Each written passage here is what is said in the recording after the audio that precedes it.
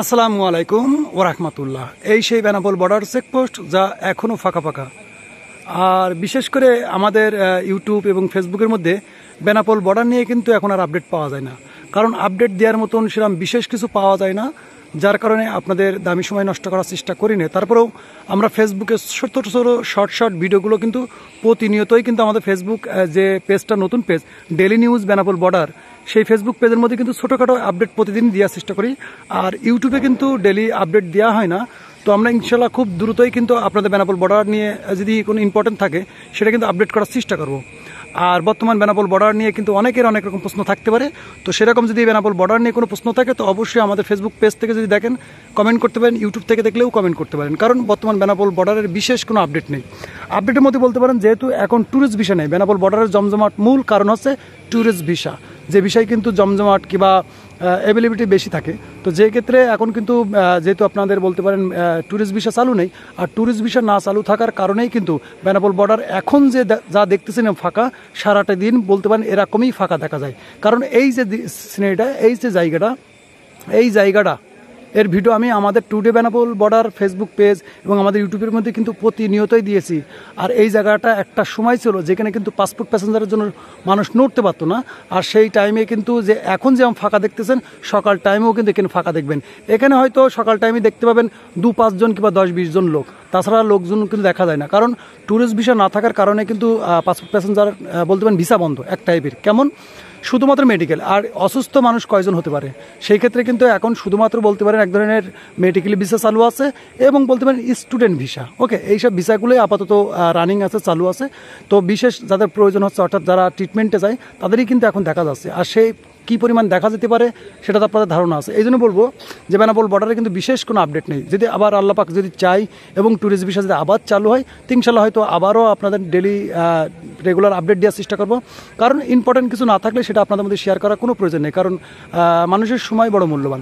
তো ইনশাল্লাহ আমরা ইউটিউবের মধ্যে আমাদের টুডে বেনাপোল বর্ডার ইউটিউব চ্যানেলের মধ্যে এবং আমাদের ফেসবুক পেজের মধ্যে এখন যেহেতু আমরা ফেসবুক পেজ বলতে ডেলি নিউজ বেনাপোল বর্ডারের উপরে আপডেট দেওয়ার চেষ্টা করছি, সেক্ষেত্রে কিন্তু আপনারা চাইলে আমাদের ফেসবুক পেজের মধ্যে থেকেও দেখতে পারেন এবং ইউটিউবের মধ্যে খুব তাড়াতাড়ি খুব জলদি কিন্তু সেখানেও আপডেট দেওয়ার চেষ্টা করবো।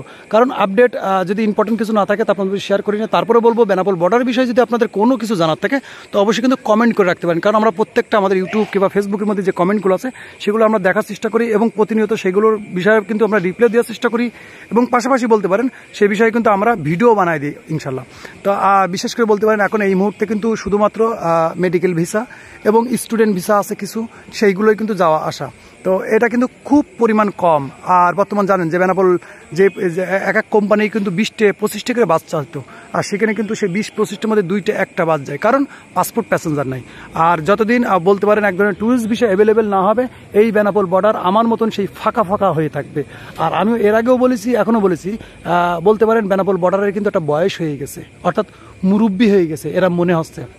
কারণ সারাদিন এই জায়গাটা আমি চিনি 25-26 বছর, এই জায়গাটা আমি চিনি 25 থেকে 26 বছর এই জায়গাটায় আমি আসি। তো এখানের প্রত্যেকটা সিনারি আমার চোখে ভাসে। আর দেখতে পারবো কিনা, অর্থাৎ আবার সেই জমজমাট দেখতে পারবো কিনা এটা আল্লাহ পাক ভালো জানে। আর দেখতে পারলেও সেই পরিমাণ দেখতে পাবো কিনা এটাও আল্লাহ পাক ভালো জানে। তো আমরা চাই যে কাজগুলো ট্যুরিস্ট ভিসা চালু হোক, মানুষ যাওয়া আসা করতে পারুক। আর এখানে আপনার এই ট্যুরিস্ট ভিসার সাথে কিন্তু এখানে অনেক কিছু জড়িত আছে, এখানে অনেক ধরনের বিজনেস চালু আছে। আর যদি বলেন এখানে চালু আছে তা না, এখান থেকে আমরা দেখতে পাবো পেট্টাপোল বর্ডার, ওই যে বর্ডার আমার আঙুলি সোজা ওখানে আছে পেট্টাপোল বর্ডার, সেখানেও যে অবস্থা এখানেও সেই অবস্থা। অর্থাৎ এখানেও যেরকম ফাঁকা ফাঁকা দেখতেছেন, পেট্টাপোল বর্ডারেও কিন্তু সেই ফাঁকা ফাঁকা অবস্থা, কারণ পাসপোর্ট প্যাসেঞ্জারের এখানে অধিকাংশ বিজনেস অনেক কাজ শুধুমাত্র পাসপোর্ট প্যাসেঞ্জার। তো এখন আর যেহেতু বর্ডারে সেরকম অ্যাক্টিভিটি হয় না, যার কারণে কিন্তু আমি প্রতিনিয়ত আপনাদের আপডেটও দিতে পারি না। তারপরেও আপনাদের বেনাপোল বর্ডার বিষয়ে যে কোনো কিছু জানার থাকলে অবশ্যই আপনারা কমেন্ট করে রাখতে পারেন, মেসেজ দিয়ে রাখতে পারেন। ইনশাল্লাহ আমাদের তরফ থেকে আপনাদের যতটুকু জানানো দরকার ইনশাল্লাহ পৌঁছে দেবো। তো এই ছিল ছোট্ট একটা এশার নামাজ শেষে ভাবলাম যে একটু আপডেট আপনাদের শেয়ার করি। দৃশ্যটাও অনেক সুন্দর, এখন বেনাপোল বর্ডার হয়ে গেছে মানুষের ঘোরার জায়গা। এই আছে বেনাপোল বর্ডার চেকপোস্ট ল্যান্ডপোর্ট, আর এর পাশেই কিন্তু আছে কার্গো ইয়ার্ড, অর্থাৎ রাস্তার এই অপর সাইডে কার্গো ইয়ার্ড। আজকে যেহেতু ফ্রাইডে, তো এখানে কিন্তু প্রতিনিয়তই কিন্তু মানুষ আসে ঘুরতে, সেলফি তুলতে। তো যেহেতু বৃষ্টির কারণে গত 2-3 দিন ধরে প্রচুর পরিমাণ বৃষ্টি হচ্ছে, যার কারণে কিন্তু মানুষের দেখা যাচ্ছে না।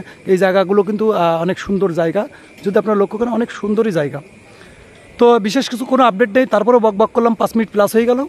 ততক্ষণ ভালো থাকবেন এবং নিজেদের খেয়াল রাখবেন। আল্লাহ হাফেজ।